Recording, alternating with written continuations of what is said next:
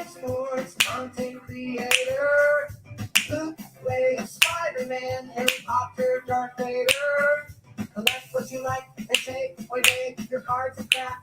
Grading is a scam. Sit back, relax, enjoy the show. It's your jam. Not sports cards is the best. The best.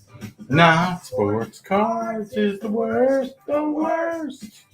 PSA Soccer blows. Absolutely.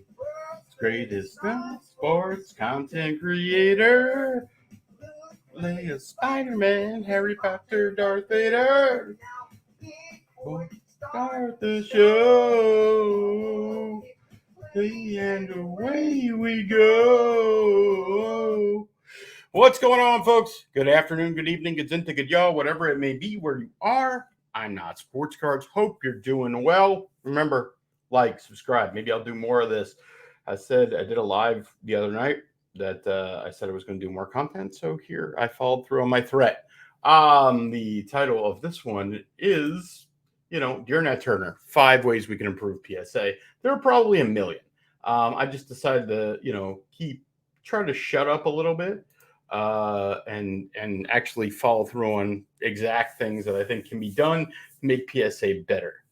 Listen, the first thing I'll say is that there are plenty of things that I would like PSA to do that I know they can't do, right? They're a big company, and would I like for them to come out and go, hey, listen, we've been grading cards a long time, and there are a lot of bad cards out there, cards that shouldn't be, that are overgraded or mislabeled or whatever it is. And that's just the way it is. And too bad. And we can't really open ourselves up to this type of liability. So, we can't do anything about it. But there are some things that you can do stuff about. So I am both aware of the idea that they're a big company, that we don't live in a utopia where everything is going to be perfect. But I figured I'd come up with 5 simple things that they can do to, get better. So again, like, subscribe. I hope you enjoyed it. I did some bullshit here. I got some slides. So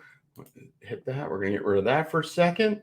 And we're going to go over here and we're going to share a screen. So I hope everybody's doing well. Albert is in the other room. He is not here with us. For those of you who don't know, Albert the Bulldog is, usually the, he is my companion for this stuff. I don't know why I can't find the thing I'm looking for. I apologize, folks. It's going to take me a second here. Where are you? It's this. So it's that. So we hit this, and it's probably going to be this. Nope, it's the wrong one. God damn, I stink at this. Let's see here if I hit this button here. Will that help us out? No, of course not. Why would that work right now? We'll just do it this way. There we go. We'll allow that. Throw that thing up there. Here's PSA. Here's a PSA 9. PSA has standards on their website where they talk about, what garners what. I disagree with some of their standards, but that's not really my place. Like, particularly, the idea, I don't believe that any card that has a 60/40 centering should be a 10 ever. And I certainly don't think something that has 75/25 on the back should be a 10. But, if their standards are their standards, let me just reduce my size and bring that up a little bit here. Their standards are their standards, and you can go over here and you can view them. That's not really what's at, that I think can be, bettered. So let's just get into the very first thing that I think that they can better. All right. No, that's not it. Where am I? There we go. So one thought I had was some sort of PSA transparent grading school grader. So like, one of my concerns right now is that, lots of people send in cards and they don't know why they get a certain grade. And that there are a lot of these theories, essentially, that put us in a place where we, have to guess, or we create tinfoil hat theories or all this stuff. So my simple way of trying to negate this or combat it is to take a person who is a grader, a world-class grader, at PSA. Remove them from the grading process. Make them a public figure who goes to shows, does videos online. We'll take cards and say, okay, we're going to look at Jimmy's card today. We're going to say, okay, Jimmy, your card is perfectly centered. They're going to have all the tools that a PSA grader would have for the most extent. Again, I'm not asking them to reveal any secret sauce, just the idea of, hey, if you are a high level person where you had certain tools that you could grade with, this is what you could expect to get a grade, and go, you know what? Here's this card that got a 6. Here's why it got a 6. Or let's just take raw cards. And we're going to take this raw card, we look at it and go, oh, this is angle cut or whatever it may be. And this person would, again, be a front-facing, out there, emissary for PSA to help people understand better why they get the grades that they do.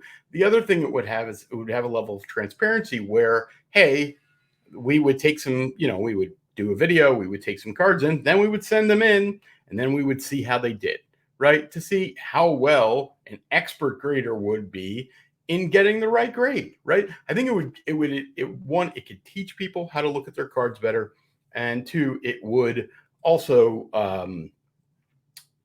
what the hell am I saying here? Shift here. It would teach people, and it would make people feel more confident, right? Like that. Ultimately, that's what we're after here. Is that okay? If PSA is as good as they would like to be, I think some of this is just about taking away the conspiracy theories. And I think some sort of PSA Learning Center, an emissary, a professional grader who will kind of show the proof is in the pudding. Now, of course, we could pull back the curtain and go behind the scenes. They could show us absolutely how everything gets graded. There are, as I said at the top of this, there are plenty of reasons why I don't expect them to do that. But that's so again, I'm trying to meet them in the middle. I think there's no reason you wouldn't do this. Is there a downside? Sure. This person's going to get some things wrong, right? They're human. We can account for human error. What this would do is take away somebody, hey, the expert of experts says it's going to get a 10. It gets a 6. We got a problem, right? That's something that's not acceptable. So like they've got to, this would meet us halfway. Of course, there will end up being more conspiracy theories that say, oh, well, we knew these cards what they were, so this person's getting the right grade because, we checked them out. All right, so that's one idea. I think it's a good idea to, even if they don't do the part where we send them in and get graded and whatever, to have a front-facing emissary who is helping people understand better how to grade cards, what tools they should use, how they should send them in, right? Like, we send them in semi-rigids. How do they want them? Why? Again, a lot of this stuff is like, it doesn't need to be a mystery, right? I know they want semi-rigids. Do they still take top loaders? How is it easier to come in packaging? Like, there's a lot of people who will talk about how they believe their cards have been damaged while at PSA. Is there something we can do so that it happens less, right? Like, meet people halfway. You don't have to own up to any, hey, if you send it like this, it's going to get screwed up. But you can just say, hey, this is, if you send it this way, it's easier, it's faster, whatever we can do. Just there are things you can be telling us that are, again, would be okay. So this next one is specific to something that's happened recently. All right, this is not where we wanted to go. Authentication issues. What do we got here? Nope. All right, we'll go over here. I don't even know which slide it is at this point. All right, so I'm calling this one authentication issues. In the not so recent past, there's been this issue where people were sending in cards that weren't authentic cards, but they were authentic autographs, and therefore people were getting an authenticate. Basically, it wasn't showing that. I'm going to just do see if I can do something here. We'll just do Jon Snow auto card. Let's see here if I can find one. Okay, so this is, here we go. So that what they've done now, it says trading a card on here. Supposedly now this is a blue label. So this is saying that this is a PSA 10 auto, not a PSA 10 card. And on top of it, it's not even saying the card is authentic, and that creates a lot of problems. This card doesn't really matter. It's pretty easy to understand. But well, I mean, it's a cheap card, so why is anybody going to do that? But hey, in the future, that card could be worth a lot.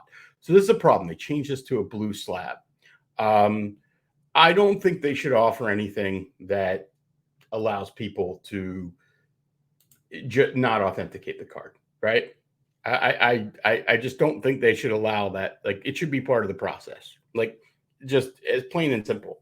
The other part about this, which is hard, is I'm going to try to go over here to PSA and see if I can do this now. So we're going to go to Info Center. Let's see, research, cert verification.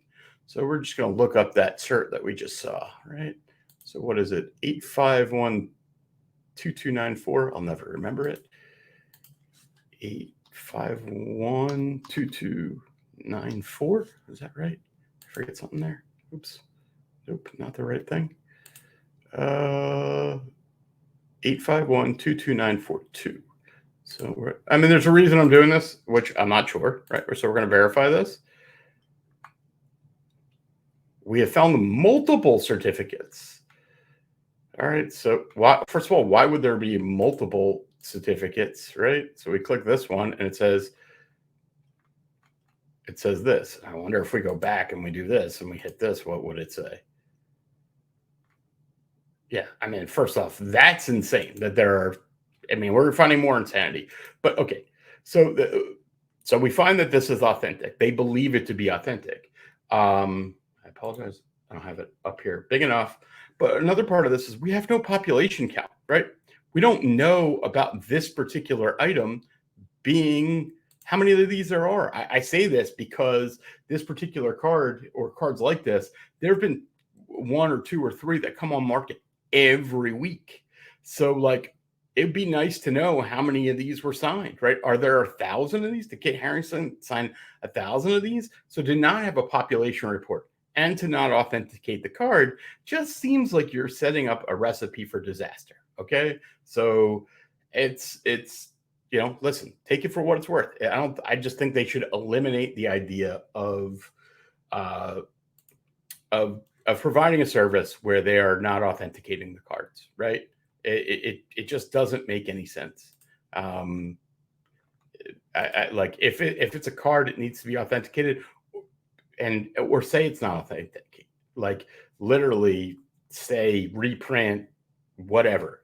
I just think it just creates problems when I think authenticating an actual card is probably not that expensive relative to an autograph, right? Like it seems like people are going out of their way to create. I've seen this on big autos like Robert Downey Jr. and a lot of like high-end autos where they're pseudo fake cut cards. And, that's just not what you want. So I think that's a pretty straightforward one. Did they move to the blue thing? Yes. That just gives somebody, like people who are buying it are less confused. First of all, what do we do about what happened in the past? We don't do anything. And we're still allowing for, problems going forward, like I said, and no pop report. It just seems like it goes against what PSA is trying to do. Here we go. Let's see here. What is the next slab? What is the next thing up here?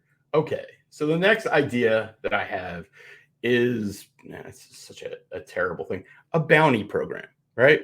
So we're just talking about issues with the trading card authenticated, but if you've been in the hobby for a while, there are essentially, we can go to 2 simple things. The easiest one of these is there are mislabeled slabs. I had a friend last week who had submitted a few cards and they came back as labeled as an Australian version of the card, which is like 100 times more rare. They are not the Australian version of the card. They are the regular Topps card. Now, and I had people who are knowledgeable in the industry go, well, I don't know how to tell the difference. This is also because if you went on eBay, there are other people trying to sell. There are people trying to sell the regular Topps cards as the Australian ones. But if you knew what you were looking for, you could easily tell. So PSA made a mistake. I am not fond of the idea that they make mistakes. And what an acceptable level of mistakes is up for debate. But what to do when they've made a mistake and how they handle it, I think we can get around, right? So my idea is simple, is how about we create a bounty program? So in this instance, like, but my buddy, he's an honest guy. He's just going to send them back and get them labeled properly. But let's say he wasn't. And, and they made their way into the market. Let's say even if he just sold them like they were normal tops and he sold them for the right price. And the next guy was like, hey, these aren't tops. I want to, rectify the situation. Sure, if you send a PSA, they'll label them correctly. But I think that by adding a bounty program where essentially if you have a slab or you buy a slab or you find a slab, incentivize people to get these off the market, right? So if I have a slab that is mislabeled, yes, PSA will fix it, but also give people a credit. Say, here's a whatever. Whatever the cost would have been to grade this card. So I'm, whatever. Let's say it would have been a 100, even the $15, $20 grading fee. We're not only going to grade this one, we're going to give you $20 in grading credit for it. We're going to incentivize people to get these things off the market, right? They need to be off the market. I got something back from PSA where it said it was a variant that it wasn't the right variant. And I didn't really care because I was like, whatever. I'm not going to sell it or whatever. But, again, incentivize people to get these things off the market. The second thing the mislabeling is simple. That should happen. Not, like I said, not only should they clearly they will do it for free, but they should be actively saying, we want to give you something for making this happen. And, of course, if it's your own card, you graded it, hey, listen, whatever. But they should, it shouldn't just be no harm, no foul. It's like, if somebody hands you a cheeseburger and it has a hair in it, I'm just handing you another cheeseburger. I don't know if it cuts it, right? And I know it's probably not apples to apples there, but you get the idea. The other one is like, there are cards that are grossly overgraded. And listen, I don't think that PSA can come out and go, hey, like I said, we've been grading cards for 30 years. And there have been some times where some things slipped through the cracks or whatever. Let's just accept that they made errors. And if you can show them a card that is grossly mislabeled, again, they incentivize it. I'm not as smart as Nat Turner to come up with and go, okay, this is exactly how we're going to do it. And then again, I get the liability side of that. And that's something that they have to work through. I mean, it also works for counterfeit slabs or counterfeit cards, whatever it may be. But again, I think that they need to just try to figure out a way to incentivize the idea that they don't want cards that don't belong in the PSA slab that it states to be on the market. And I don't believe that they've done that. And I think that's a fair thing to ask of them, right? So far we've decided that, or we've recommended, one, that they have some sort of program that shows people how to grade, how to submit, and that they have, they kind of create transparency through like an emissary, an ambassador who is out there. The second thing, we really question the idea of doing the authentic auto, but not really authenticating the card. And this one is saying, hey, let's incentivize people to get rid of the mislabeled stuff or whatever other errors might be out there, right? So again, I have my issues with PSA, right? So I'm just offering up some solutions that we can incrementally move to a better place. Like if you watch my videos or you've watched my content over time, like I'm concerned about where we go because of the amount of value that we place in, in slabs, meaning, we have a PSA 9 that's worth 1,000 and a PSA 10 that's worth 10,000. That may be too much if there are too many of these errors. And that's,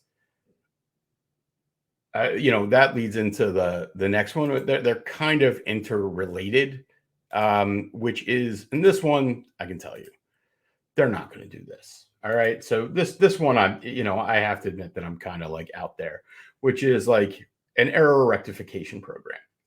So it dovetails into what I was saying before about, okay, if we all agree that there are some cards, whatever percentage it is, maybe it's a very small percentage of cards that were misgraded, creating some sort of third-party arbitrator to handle this or to do it in the right way. I mean, there's the pipe dream of a kind of like almost a grading arbitration where they'll accept somebody else's opinion. You send it somewhere else so that it can be graded somewhere else. But if they were to again have any sort of independent party that could crack and grade a card, or even an official cracking place, because that's some of the concern on my cards where I'm like, okay, this is not the right grade, but I'm concerned that I'll actually damage the card when I'm cracking it, and therefore it may end up being the grade, right? If I got a 6 and I thought it was an 8 and I go to open it and I do something to it, now it suddenly is actually a 6. So creating any sort of entity or any sort of way to challenge the grading process would be helpful. I know this is probably more of a pipe dream.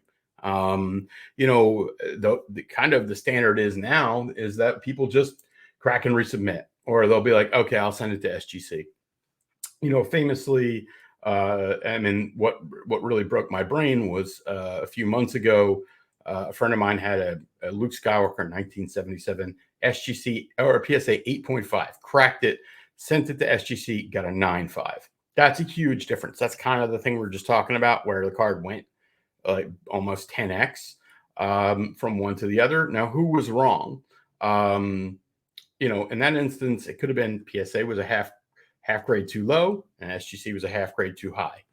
That's kind of the world we live in. And I don't know if we're going to, without getting too computerized in AI, I don't know if we're going to get past that in any way. But I think having a path to challenge the grading that isn't just crack and resubmit and cross your fingers would be nice, right? And also we have the idea of you're supposed to crack, resubmit, and send them the tag so that therefore they can make the population report correct. Because if you just crack and resubmit, the population is going to appear to be too high. So there's a lot of things here.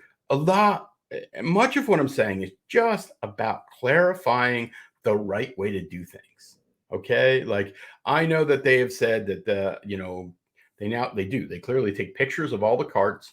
And that in theory, you're not supposed to be able to crack and resubmit the same serial numbered card, at least, and get a different grade. But if you watch YouTube at all, it happens all the time.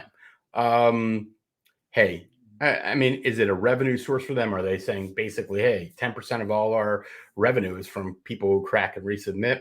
I'm not even saying to take that away from them. And like I said, this one's probably more of a pipe dream of it gets too close to the idea of them admitting too much fault and potentially taking away too much of the revenue. All right. So the last one has to do with the Set Registry. So PSA has the Set Registry, and this is where you can go in and essentially catalog your collection, and they also allow you to compete with other collectors to see who has the best collection. I have to admit, I still don't fully understand how they calculate the points in there. That's not for me to say today, and that's not necessarily everything that I'm after here. There are a couple things that it says that if you look now, like I'm a non-sports collector, and there are very few non-sports set registries, and almost all of them were created by people in the past, and that they've basically closed the doors to new set registries. Now, maybe I'm wrong. I thought they were going to make an announcement at the recent national convention to say, hey, every major release is now going to get a set registry. I mean, it's just a stupid database, right? Like this, we're not talking about high tech. This is just, they already have the cards in the database. They already have the slabs in there. This is just basically saying, I own this slab. Let's calculate some points. So my idea here is make all major releases in sports and non-sports have a set registry. I mean, for all I'm concerned, anything that has a checklist should have a set registry. Why are you keeping people from competing and collecting and doing these things? It seems, again, against what they would want to do. Like you should want people to have more cards in their set registry. It gives collectors, I mean, I'm a big believer that competition in collecting is really important. I know some people think it doesn't matter at all. And then I watch people compete over cards. Like they may compete over what they're bidding on eBay, or they may compete on what they're willing to sell. But this is a very direct way to, again, stoke the ideas of collecting and incentivize people for collecting and pushing them forward. It will do a ton if you suddenly open the flood, even if you do it a little bit at a time. Like you're like, okay, we're going to do it for everything pre-1990 first, and then in 6 months we'll add the 90s, and then we'll add the 2000s, 2010s. Sure, whatever you're going to do, but you need to start adding more sets of Set Registry, especially in non-sports.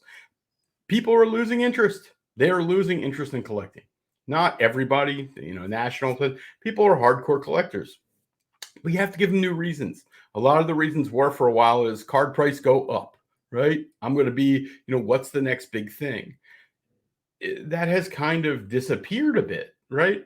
But people still love to collect cards. So let's give them more reasons to collect cards. And a second part of this is that, PSA has a Set Registry app, which is pretty cool. And they have their own PSA app. And they have in your PSA app, you can have your own collection. That's really meant right now to allow you to sell things in the PSA vault, right? These two things need to talk to each other, or should, right? If I grade a card through PSA, I should instantly be able to move it to my collection and then have it in the Set Registry. There is no reason that I should ever have to copy anything down. Now, can I take my phone out and scan the card and whatever? This just seems silly. Again, this is nitpicking. This would make it easier. I don't think that change is nearly as important as expanding the set collection or the Set Registry to include more sets. I mean, that is absolutely imperative. You just need to give people more reasons to collect. And this is a perfect one to do it. Most of the things seem to be that they're doing is more reasons for people to grade and more reasons for people to sell with us. I understand you're a business. That's a bottom line, right? A lot of the things here that I've mentioned do not go immediately to your bottom line, but we're seeing it, right? We may look at the gem rate numbers and see that the PSA is continuing to grade cards, but we all see it in the value of a PSA slab, of a graded card slab, or of the hobby, the churn and burn. So this eventually is going to fizzle out. So doing some things that incentivize the creation of more long-term collectors makes sense, right? Like, I'm not old guy yells at cloud. I'm not. I'm a business person who started many businesses and understands the struggles of trying to increase your bottom line, but also, balance short-term and long-term thinking. And for me, this is simply, I am imploring Nat Turner, dear Mr. Nat Turner, do these things, address this, right? Make these things happen, because the company will be better. You will keep collectors more. And, you have Michael Rubin talking about 10xing the hobby. And I know that he's basically come out and says that's kind of just like a offhanded comment he made. Of course, right? If you're ahead, essentially there are two companies now in trading cards. There's Fanatics and there's PSA. The rest kind of don't matter for the most part. And, how to grow the hobby in a sustainable way is to do these little things that address them, ounce of prevention, pound of cure, right? Like, my concern with my PSA slabs is, hey, if they don't address some of the known problems, eventually they will grow so big that people may lose confidence in PSA. If they lose confidence in PSA, that's all this is about. We all believe that PSA gives us an accurate grade. If this turns into where we were in the late 80s, where it was like a guy who just writes NM on a card or gem mint, it's just somebody's opinion, right? And if, Jerry was better than Bob, you might trust Jerry more. But that's not what PSA is meant to be. They're meant to be an authority, and they have to do some of these things to maintain their authority. And, they have to own up to errors of the past, incentivize ways to get these errors off the market, make people better at understanding why they get their grades, and incentivize collecting. I keep using those words. And I hope this doesn't fall on deaf ears. There is a reason that I have named this Dear Nat Turner. because I know Nat actually, I'm not saying he's going to watch this video, please. But I know he looks at these things. If you ever have a problem with PSA and you tag Nat Turner on social media, he puts you in touch. He does care and he does look. And, you know, through my many years of different hobbies, I've had the chance to talk to some of the, you know, I remember in the early days of daily fantasy sports, talking to Nigel Eccles and Jason Robbins about, you know, things that could be done. This is when they were not big companies, and not just me, but many people would give them ideas. Some of them they used, some of them they didn't. Obviously, PSA is not a small company; they're a very large company, but never hurts to give your advice, especially if you want to complain, which I love to complain. It's so much fun for me. It's part of why I enjoy the hobby, right? Because there is something to complain about. And if all these things get fixed, I'm sure I'll find something else to complain about. But I won't worry as much that, you know, something that I've invested a lot of time and money into will somehow, you know, be worthless for some reason that could have been corrected earlier. So, as I like to say, like and subscribe. Albert did join us. He is sleeping underneath me right now. I'm going to try to do more videos. I hope you enjoy them. Some will be not just purely non-sports cards focused. This was just at grading and some ideas I like to have and like to share with you. You know, if you want to hear more about this, like, comment below, definitely subscribe. You know, because like I said, I'm going to be cranking it out. Let's play the song and then let's get the hell out of here, right? Maybe I'll dance a little bit. Here we go. Welcome to NotSportsCards, world's greatest non-sports content creator. Luke, Leia, Spider-Man, Harry Potter, Darth Vader. Collect what you like and say, they your cards are crap. Grading is a scam. Sit back, relax, enjoy the show. It's your Jam. Not Sports cards is the best. The best. Not sports cards is the worst. The worst. PSA blows. World's greatest not sports content creator. Luke, Leia, Spider-Man, Harry Potter, Darth Vader. The show. And away we go. All right, that's going to do it for me, folks. I'm NotSportsCards, and I am out.